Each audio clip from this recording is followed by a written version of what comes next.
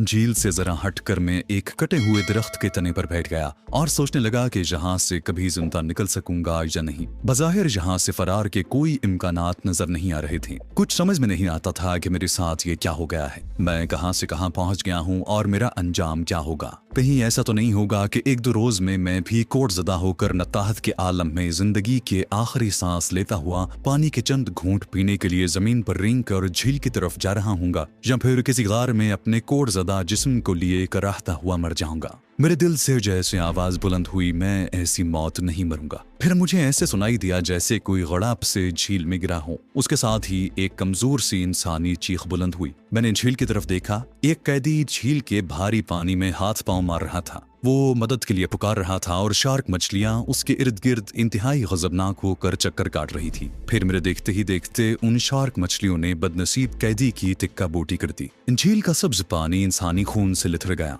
फिर सन्नाटा छा गया और ये इंसानी खून आहिस्ता आहिस्ता झील के गंदे सब्ज पानी में मदगम होता चला गया। मैंने अपना सर हथेलियों में थाम कर आंखें बंद कर ली। या खुदा मेरी मदद फरमा, मुझे इस जहन्नम से निकाल दे। मेरे जिस्म का रुआं रुआं खुदा के हुजूर दुआ मांग रहा था। फिर मैं उठकर अपने गारों की तरफ आ गया। अब गार में से इंसानी कराह की आवाजें नहीं आ रही थी। मैंने गार में थोड़ा सा सर डाला तो मुझे इतनी सख्त बदबू आई कि मैं जल्दी से पीछे हट गया। मैं दूसरी गार की तरफ बढ़ा। उसमें अंधेरा था। उस अंधेरे में मुझे जर्द रंग की 4 आंखें अपनी तरफ घूरती नजर आईं। उस गार में से भी अजीब किस्म की इंतहाई नागवार बदबू आ रही थी। मैं पीछे हटकर तीसरे गार की तरफ बढ़ा। उस गार में भी कुछ कोढ़ी जमीन पर सर झुकाए खामोश बैठे आहिस्ता आहिस्ता आगे पीछे चल रहे थे। उनके जिस्मों पर कोई कपड़ा नहीं था। कोढ़ ने किसी की नाक झाड़ दी थी तो किसी की उंगलियां गायब थी। किसी की दोनों टांगें कटी हुई थीं तो कोई तपेदिक की तीसरी बल्कि चौथी स्टेज पर पहुंच चुका था और खांसे ही जा रहा था। किसी ने मेरी तरफ न देखा। वो सब जानते थे कि मैं नया कैदी हूँ और अनकरीब मेरा हाल भी उन जैसा होने वाला है। मैं परेशानी के आलम में वापस उस झाड़ी के पास आ गया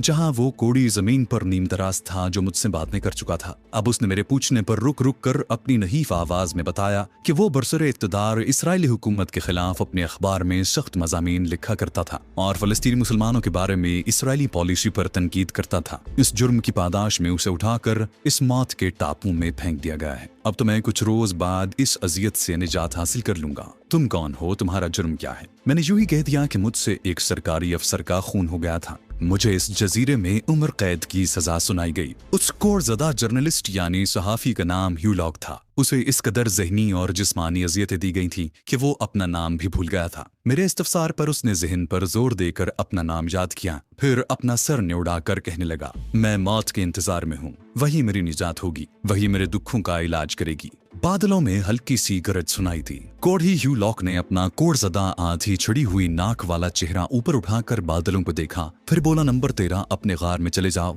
मूसलाधार बारिश होगी। मैंने उसे बताया कि मेरे गार में जो कोढ़ी कर्रा रहा था वो मर गया है और गार में इस कदर बदबू है कि मैं अंदर नहीं जा सकता। वो आहिस्ता से बोला, चंद दिनों बाद तुम्हें जहाँ किसी गार से बदबू नहीं आएगी, कोढ़ी की लाश झील में फेंक दो। मैंने ऐसा करने से माजूरी का इजहार किया तो वो कहने लगा, तो क्या बारिश में बैठे रहोगे? मेरे गार में पहले से 2 कोढ़ी पड़े हैं, वहां तुम नहीं जाओगे, बारिश होने वाली है। इस जजीरे की बारिश से तुम वाकिफ नहीं हो, जाओ अपने गार में चले जाओ, नहीं तो बारिश तुम्हें बहाकर झील की दलदल में ले जाएगी। मैं अभी सोच ही रहा था कि टपाटप मोटी मोटी बूंदें गिरने लगी। कोढ़ी ह्यू लॉक झाड़ियों में से उठा और एक टांग को घसीटता हुआ अपने गार की तरफ चल दिया। मैं वहां अकेला रह गया। बारिश की बूंदों के गिरने की रफ्तार तेज हो गई। बादल जोर से गरजे। एक कड़ाका हुआ और एकदम से जैसे आसमान फट पड़ा और जोर से मूसलाधार बारिश शुरू हो गई। मैं आहिस्ता आहिस्ता चलता गार के थाने पर आकर चट्टान के साइबान के नीचे बैठ गया। ये चट्टान का टुकड़ा थोड़ा सा आगे को बढ़ा हुआ था। मेरा ख्याल था कि आम किस्म की बारिश होगी, जब रुक जाएगी तो मैं टापू पर अपने लिए कोई और जगह बनाऊंगा। लेकिन बारिश तो ऐसे हो रही थी जैसे सारी दुनिया के बादल इस टापू पर आकर जमा हो गए हों।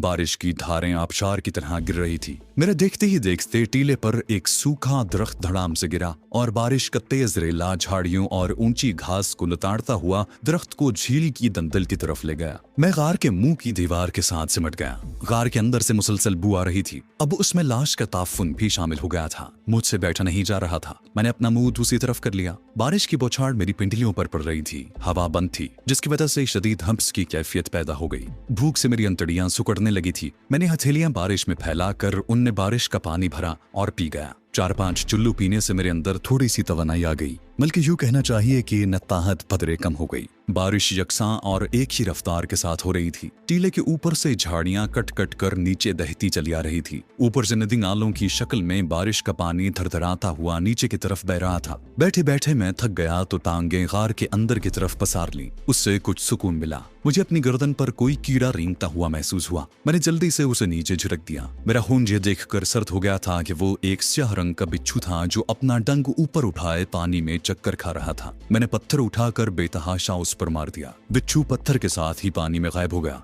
मैंने दरख्त की एक शाख से पत्थर को हटाया और पानी के गड्ढे में शाख डालकर ऊपर उठाई। बिच्छू कीचड़ में लथपथ टहनी के साथ ही बाहर आ गया। वो मर चुका था, मगर उसकी जहरीली दुम आहिस्ता आहिस्ता अभी भी हरकत कर रही थी। मैंने उसे दूसरे पत्थर से कुचल डाला। फिर मैंने अपने पीछे जमीन को गौर से देखा कि कहीं दूसरा बिच्छू तो नहीं है। बारिश के पानी की लकीरें गार के ऊपर से झालरों की तरह गिरने लगी थी। मैं आधा भीग गया था। मैं थोड़ा सा गार की तरफ खिसक गया। अब अंदर से आती बदबू ने परेशान करना शुरू कर दिया। मुंह दूसरी तरफ किया तो बदबू उस तरफ से भी आ रही थी। लाचार होकर मैं रुक रुक कर सांस लेने लगा। यूं ही इंतहाई अजियत के आलम में बैठे बैठे दिन की रोशनी गायब होने लगी और शाम के अव्वलीन साए उतरना शुरू हो गए। बारिश उसी तरह मूसलाधार हो रही थी। एक बार दिल में ख्याल आया कि किसी तरह से गार में पड़ी कोढ़ी की लाश को खींचकर बाहर बारिश में डाल दूं ताकि गार में जाकर लेटने का मौका मिल जाए। मगर मैं लाश को हाथ लगाते हुए डर रहा था। अगरचे मैंने सुन रखा था कि कोढ़ का मरज मूजी नहीं होता, फिर भी एक कोढ़ी की लाश को हाथ लगाने का हौसला नहीं हो रहा था। मेरे पास कोई रस्सी भी नहीं थी कि उसे लाश के पांव से बांधकर उसे घसीटता हुआ बाहर ले जाऊं। धड़ाम की आवाज बुलंद हुई।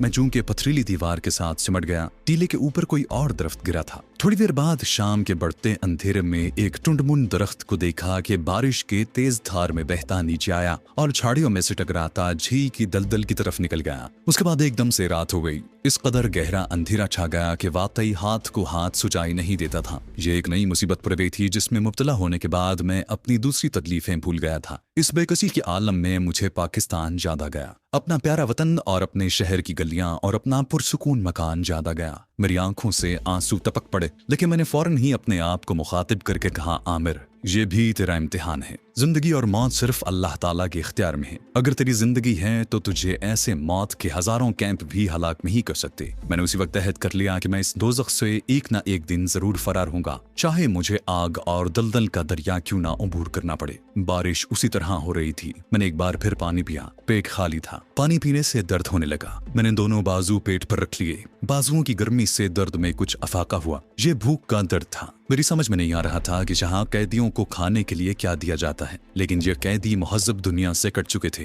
ये इंसानी दर्जे से नीचे गिरा दिए गए थे। ये मौत की दलदल में रेंगने वाले अपाहिज थे जो मोहलत बीमारियों को लिए आहिस्ता आहिस्ता मौत की दलदल में धंस रहे थे। उनकी खुराक की भला किसको फिक्र होगी। मैंने अपना सर पथरीली दीवार के साथ लगा लिया और आंखें बंद कर ली। सोचा शायद इसी तरह नींद आ जाए और रात कट जाए, मगर नींद कहाँ आती, कैसे आती। पेट में भूख से बल पड़ने लगे। मैंने अंधेरे में आंखें फाड़ फाड़ कर देखा। मुझे हर लहजा ये खौफ दामनगीर था कि किसी तरफ से कोई बिच्छू या सांप न निकल आए। मेरे करीब ही एक पत्थर के नीचे से एक झाड़ी मोटी टहनी की शक्ल में ऊपर को निकी हुई थी और बारिश में बार बार दोहरी हुई जा रही थी। मैंने दोनों हाथों से जोर लगाकर उसे जड़ से उखाड़ दिया। फिर उसे बारिश के पानी में मलमल कर धोया। उसकी जड़ों में फंसी हुई मिट्टी साफ की और उसे जड़ के करीब से तोड़ डाला। उसके अंदर सफेद सफेद गूदा सा अंधेरे में दिखाई देने लगा। मैंने उसे दांतों से थोड़ा सा काट कर चखा। उसमें हल्की सी मिठास थी। ये न बताती शक्कर थी। मैं आहिस्ता आहिस्ता चबाते हुए थोड़ी सी जड़ खा गया। फिर एक लम्हे के लिए साकित होकर देखा कि पेट में जाकर उसका उल्टा असर तो नहीं होता। कुछ भी न हुआ,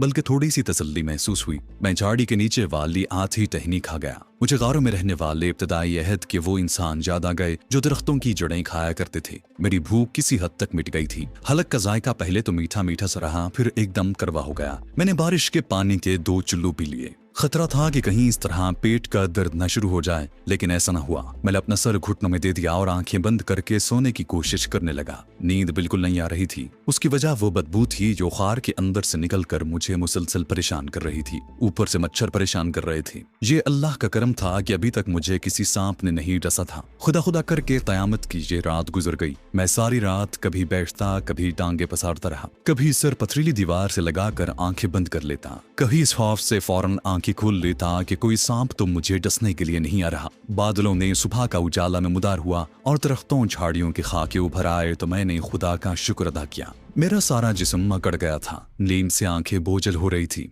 बारिश सुबह की रोशनी के साथ ही एकदम से रुक गई थी। बारिश के रुकते ही मैंने पहला काम ये किया कि गार के आगे से उठकर परे जाकर जोर जोर से सांस लेने लगा। मेरे पांव टखनों तक कीचड़ में धंस गए थे। यहाँ कुदरत का यही एक अतिया था कि इंसान खुली ताजा हवा में सांस ले सकता था। मैं आंखें बंद किए लंबे लंबे सांस खींच रहा था कि मुझे अपनी पिंडली पर सरसराहट महसूस हुई। जल्दी से फटी हुई पतलून का पांचा उठाकर देखा तो मेरी जान ही निकल गई। 2 शकरकंदी जितनी बड़ी चौंकें मेरे टखने से जरा ऊपर पिंडली से चिमटी मेरा रहा सहा खून चूस रही थी। घबराकर जोर से पांव जमीन पर मारा। जोंके तो पिंडली से न गिरी मगर टखने में शदीद दर्द की टीस उठी। मैं कीचड़ में बैठ गया और एक पत्थर उठाकर जोर जोर से अपनी पिंडली पर रगड़ने लगा। 2 जोंके वहीं कुचली गई मगर उन्होंने मेरी पिंडली को न छोड़ा। मैंने रगड़ रगड़ कर अपनी पिंडली लाल कर ली, फिर जल्दी से उठा और गार की तरफ दौड़ा, इस ख्याल से कि कहीं मजीद चौंके न चढ़ जाएं। गार से आने वाली बदबू में नाकाबिले बर्दाश्त हद तक इजाफा हो गया था। मैं वहां से हट गया और कीचड़ में एक तरफ चलने लगा।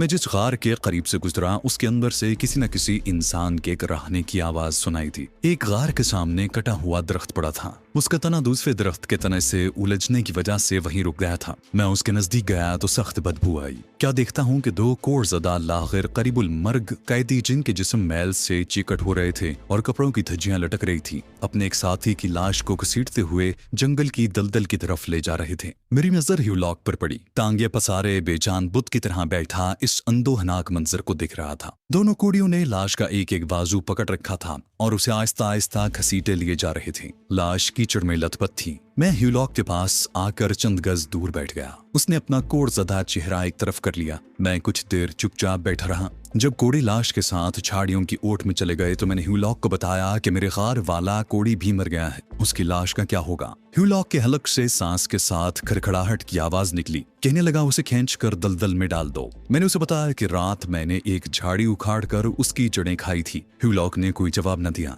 मैंने दोबारा लाश का जिक्र छेड़ा और उससे कहा कि मैं अकेला उसे खींचकर नहीं ले जा सकता। वो बोला, तुम में अभी इतनी ताकत है कि अकेले लाश को खींचकर नीचे दलदल तक ले जा सकोगे। एक वक्त आएगा कि तुम्हें मेरी लाश भी खींचकर ले जानी होगी। वो चुप हो गया। दिन की रोशनी में एक मर्गालूद सुकूत था। ह्यूलॉक फिर बोला, एक वक्त आएगा जब लोग तुम्हारी लाश भी घसीट कर दलदल तक ले जाएंगे। वो आहिस्ता से उठा और मेरे गार की तरफ चलते हुए कहा, मेरे साथ आओ। मैं उसके पीछे चल पड़ा। वो मेरे गार में दाखिल हो गया। मैं गार के मुंह पर जाकर रुक गया। अंदर से इतनी सख्त बदबू आ रही थी कि मैं कदम नहीं बढ़ा सकता था। अंदर से ह्यूलॉक की आवाज आई, क्या अब भी तुम्हें बदबू आती है? अंदर आओ, मैं तुम्हारी मदद करने आया हूँ। अब मेरे लिए बाहर रुकना इखलाकी तौर पर मुनासिब नहीं था। इलावाज़ी ये मेरे गार की सफाई का भी सवाल था। मैंने पूरा सांस अंदर को खींचा और गार में दाखिल हो गया। यह गार ज्यादा लंबा नहीं था। चंद कदमों के फासले पर नींद तारीकी में एक इंसान की सुकड़ी सिमटी हुई लाश फर्श पर पड़ी थी। मैं अभी तक सांस रोके हुए था। ह्यूलॉक बड़ी आसानी से सांस ले रहा था। उसे बदबू बिल्कुल नहीं आ रही थी। उसने लाश का एक बाजू पकड़ लिया और बोला, दूसरा तुम पकड़ो। मैं लाश को हाथ लगाने से डर रहा था,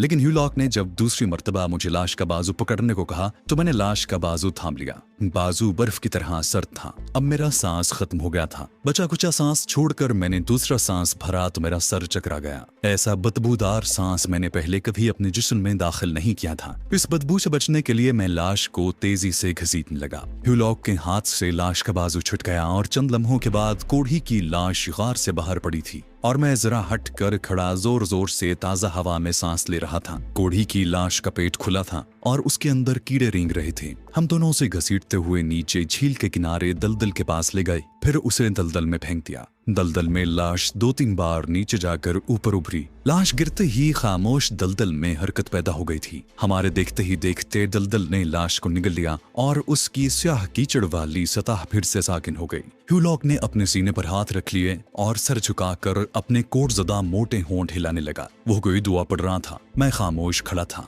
दुआ पढ़ने के बाद ह्यूलॉक आहिस्ता आहिस्ता अपने गार की तरफ चल पड़ा। मैं उसके साथ था। मैंने उसे पूछा कि क्या यहाँ कैदियों को खुराक बिल्कुल नहीं दी जाती? ह्यूलॉक ने आसमान की तरफ देखा और कहा, शायद आज हेलीकॉप्टर आकर खुराक गिराएगा मगर वो तुम नहीं खा सकोगे। उसे कोई भी इंसान नहीं खा सकता। कुछ दिनों बाद जब तुम भी हमारी तरह जानवर बन जाओगे तो तुम्हें वो खुराक बड़े मजेदार लगेगी। मैंने पानी के बारे में दरियाफ्त किया तो मालूम हुआ कि सब करीबुल मर्ग कैदी दिन में एक बार रेंगते हुए झील के पानी वाले इलाके में जाते हैं और जानवरों की तरह मुंह डालकर झील का पानी पीकर वापस आ जाते हैं। उस पानी के साथ हजारहा किस्म के जरासीम और कीड़े उनके जिस्म में दाखिल हो जाते हैं जो उन्हें मौत का सफर जल्दी तय करने में मदद देते हैं। ह्यूलॉक अपने गार में आ गया।